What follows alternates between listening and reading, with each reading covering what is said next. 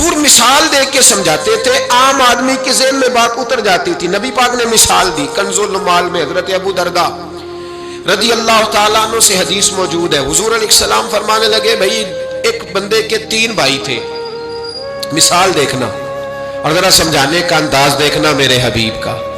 کریم رسول صلی اللہ تعالیٰ علیہ وسلم فرمانے لگے اس کے 3 بھائی تھے، اس کے انتقال کا وقت آ گیا۔ اس نے ایک بھائی سے پوچھا بھائی میں تو دنیا سے جا رہا ہوں، تو میرے ساتھ کیا کرے گا؟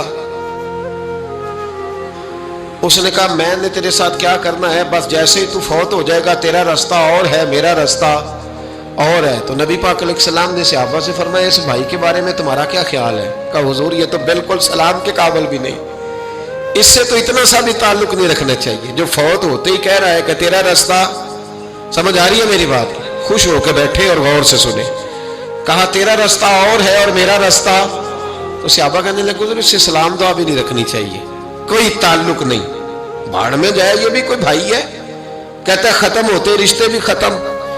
نبی پاک علیہ السلام نے فرمایا، پھر اس نے دوسرے بھائی سے پوچھا کہ یار میں تو دنیا چھوڑ رہا ہوں، تو میرا بھائی ہے، تیرا میرا رشتہ ہے، اب تو بتا میں اگر مروں گا تو میرے ساتھ کیا کرے گا؟ تو اس نے کہا بھائی میں تیری تیمارداری بھی کروں گا،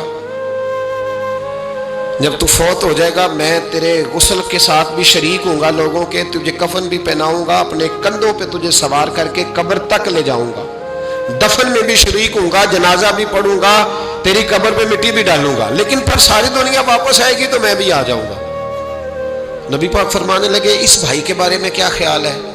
عرض کی یا رسول اللہ صلی اللہ علیہ وسلم یہ پہلے والے سے تو بہت بہتر ہے۔